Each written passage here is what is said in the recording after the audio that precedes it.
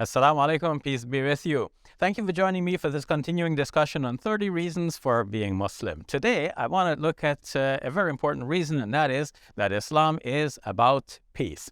Did you find yourself asking lately, when is the Russo-Ukrainian war going to end? If so, you're not alone. That war has already claimed more than 10,000 fatalities. Isn't that really too much? So how can we establish peace? We all want peace. And what is interesting is that Islam lays so much emphasis on peace with justice. We spoke about justice in a previous episode, and today we'll speak about peace with justice, because peace without justice is hollow, but I want to emphasize the peace. Now, stepping back from Islam for a moment, I want to look at the broader picture and see what's happening in our world. Everybody wants peace. We want peace with our neighbors. We don't want to go to bed at night, having bad feelings about our neighbors, because that could be very painful. Or about our family members or friends. We want to be at peace with society at large. We want to be at peace with the world. And we want the world to be at peace with itself. We don't want to hear about wars and turmoil and bloodshed and so on. How can we achieve peace? A lot of the world's religions are very strong on peace, and so we respect that. A lot of good things in the world's religions.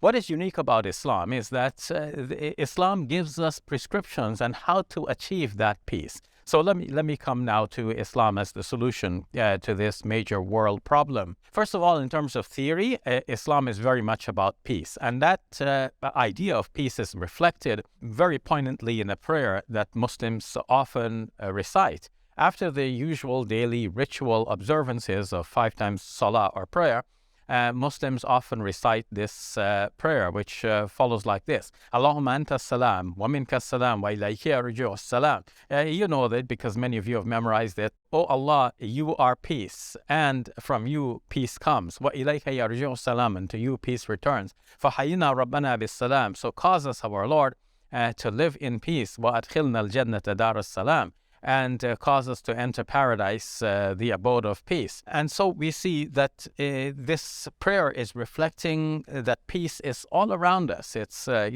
God is our God is peace.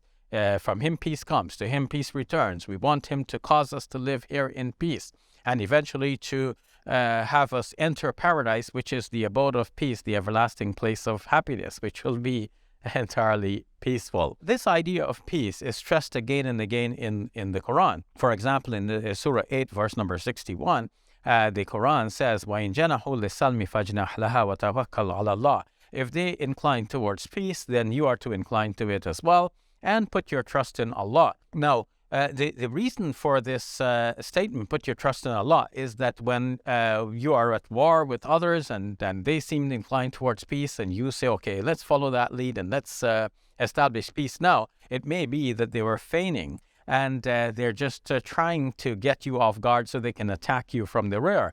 But God is telling you, just motivate yourself towards peace, accept the peace, and accept reconciliation while putting your trust in God. Because if they decide to attack you from the rear, God is going to be your protector.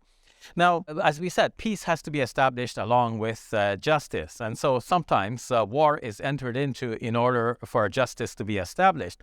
And so in the Middle Ages, scholars of another faith worked hard to work out what they refer to as just war theories. And what is interesting is that many of the principles of those just war theories are already in the Quran. They were already taught some 1400 years ago. So, for example, we have in just war theories the idea about what is just before you enter a war, what is just within the war, and what is just after the war.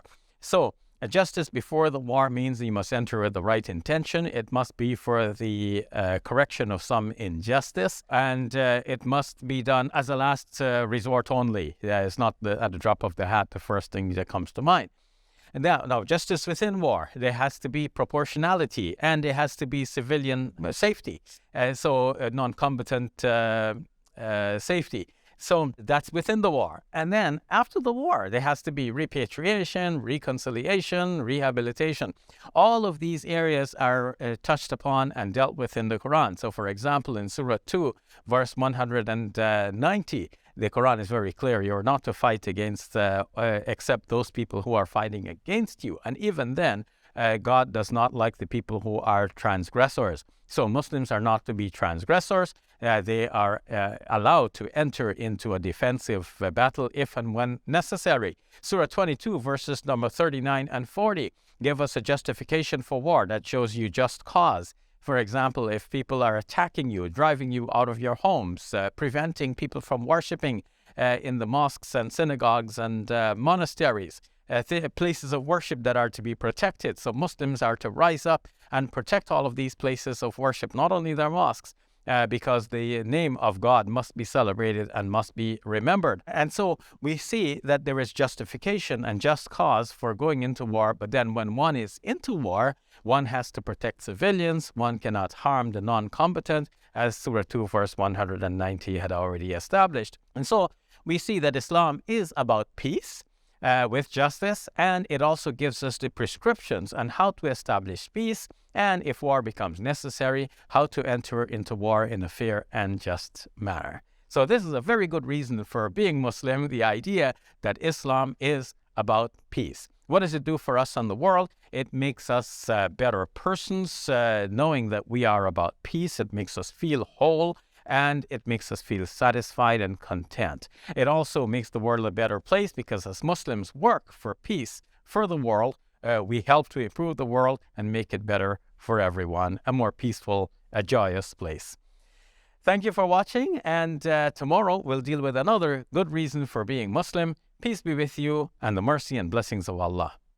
There are people out there who don't interact with Muslims at all in their day-to-day lives. They learn everything they know about Muslims from TV or social media. Our Muslim Media Hub will reach these people and transform their lives. Support us at QuranSpeaks.com.